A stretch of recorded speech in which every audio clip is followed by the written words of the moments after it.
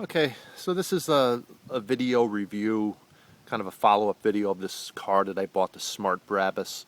Uh, some people have asked me some questions about it, so got a few minutes, so I thought I'd make a short video and just talk about it a little bit. Some of the questions are, how do you like it now that you've had it? I've had the car just under a month, I guess, and got to say I've liked it better just about each day I've had it. I like it better than the day I bought it. So far, it handles really good, drives well. Everybody loves this car, or at least most of the people. 95% of the comments that people tell me or I overhear, people are pretty positive about it and they like it and they'd like to get one and so forth. Occasionally you hear negative comments as far as safety. I've heard people say, "Oh, if it got broadsided by a big SUV, it's going to roll down the hill like a pebble." And these are really people don't know a lot about the car and so forth. The car is designed to take a 50-mile-an-hour hit from the rear, 40-mile-an-hour offset front crash, and a 35-mile-an-hour rollover. I've seen you've probably seen videos of it hitting a wall, concrete wall at 70. A lot of videos out there. The doors are designed to still be workable, that you could open these doors in case of a crash to get the person out of it. I've seen a lot of people in real world crashes with these cars, and they protect you really well. Ironically, sometimes it's the person that struck the smart car that gets hurt, and the smart car owner is either non-injured or slight injuries. So no concerns at all about safety. It's a really safe car as far as I'm concerned. How does it handle on a highway? Does it blow around? Heard people talk about that. I can only speak for this model, the Brabus. Brabus has different suspension. It's lower, different type of shocks, retuned front ear dam that actually creates a downward force to keep the car tucked to the ground. Larger wheels, wider tires, and so forth. I've driven this car on the highway a lot. It doesn't move at all. 18-wheelers. I've had 18-wheelers go on each side of me. Purposely got in the middle. Let cars and trucks blow past me. It doesn't move at all. It's rock solid. No concerns at all. As far as accident, the brakes work really well. It's a short car. You could probably avoid an accident, go around an accident before it actually occurred. Things you couldn't do with a larger car. I've had larger cars, and I feel safer driving this one just for the maneuverability and the shortness of the car. You can stop short of an accident rather than waiting to actually make an impact. Performance of the car, it's surprisingly good. It's not a rocket ship, it's not a Corvette, it's not a drag racer, but I've tested this car in all different scenarios. I've got a lot of steep hills, really steep hills from where I live, and I'll come out from a dead stop at a stoplight and crank up a hill, get up to from 0 to 50 really quick. It's surprisingly good performance, very perky performance.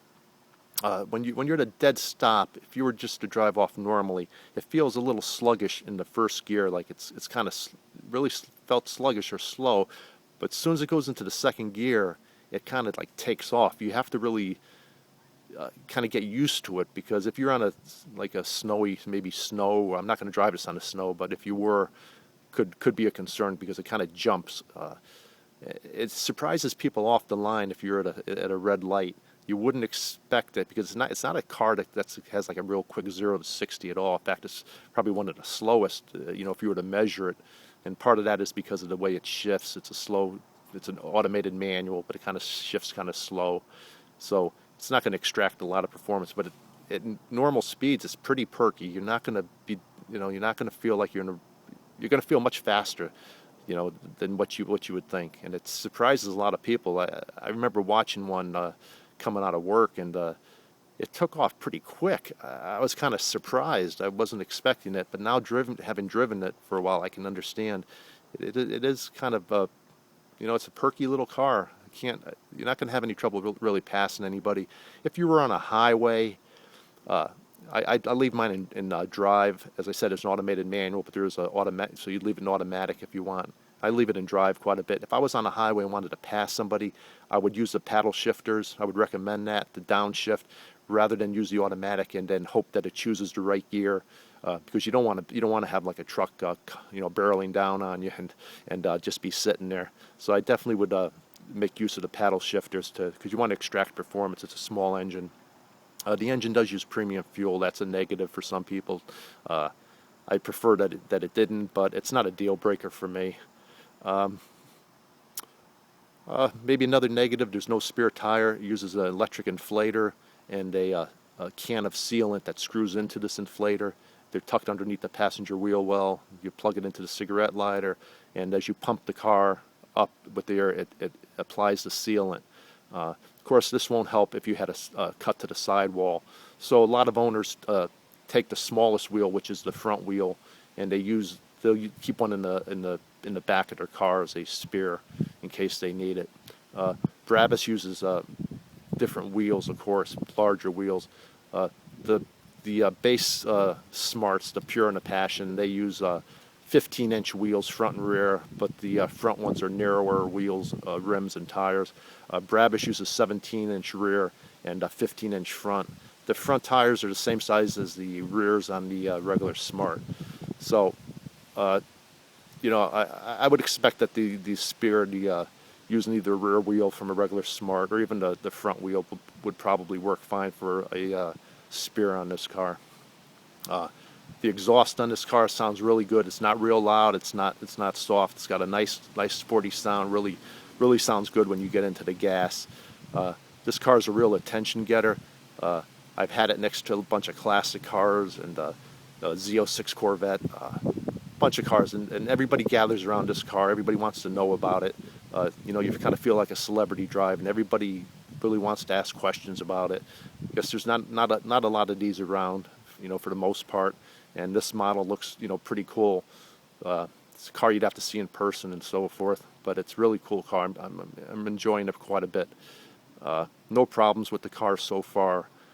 If I have any, I'll most likely do an updated video of anything. But so far, everything is working good.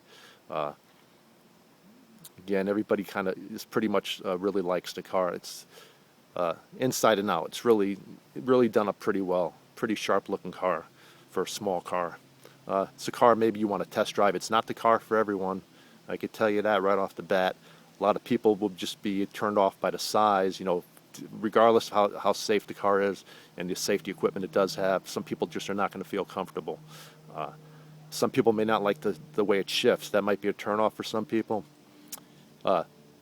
I didn't really care for the way it shifted at first, but I bought my car new. It was in the showroom, and the battery was either disconnected or not installed, so there's a relearning process of the electronics for the shifting. After I had it a while, it shifts much better. Really good. It actually shifts quite good. Pretty pleased with it. The brake pedal is another thing that concerned me the most. It felt a little awkward. The brake pedal comes up from the floorboard, not through the firewall, up on the upper firewall like on a conventional automobile. So, a few times I had to look down at the brake. It kind of felt kind of awkward. Make sure my foot's on the brake, properly. But after driving it now, it feels perfectly normal. I have 3 automobiles, and I don't even think twice getting into the car now. It feels perfectly fine. So, overall, I'm pretty pleased. Got to be careful with the wheels. I don't know if I mentioned it, but they're really expensive. They're like $400 a set. So if you hit a pothole or something, damage these aluminum wheels, they're going to put you back $750, $800 for one wheel. So you have to be careful. That's the only maybe a negative, that you pay for the looks of those wheels, but they're really sharp wheels. You'd have to see them in person. Really cool looking. So I think it's a really cool car. It's going to be like an icon, like the Volkswagen Bug is from years ago. So, if you're interested in one, there's rebates on it. Maybe take a test drive in it and see how you like it. Any questions or anything, post up, and I'll try to answer it. So a car maybe you want to rent if you were thinking of buying it to drive it for a few days and see how much you like it, or if you don't like it, for that matter. So, anyways, I like it. Not just because I own it, but I think it's a really cool car. I liked them before I bought it, and that's what caught my interest. So, we'll talk to you guys later. Hope you enjoyed the video. Thanks for watching.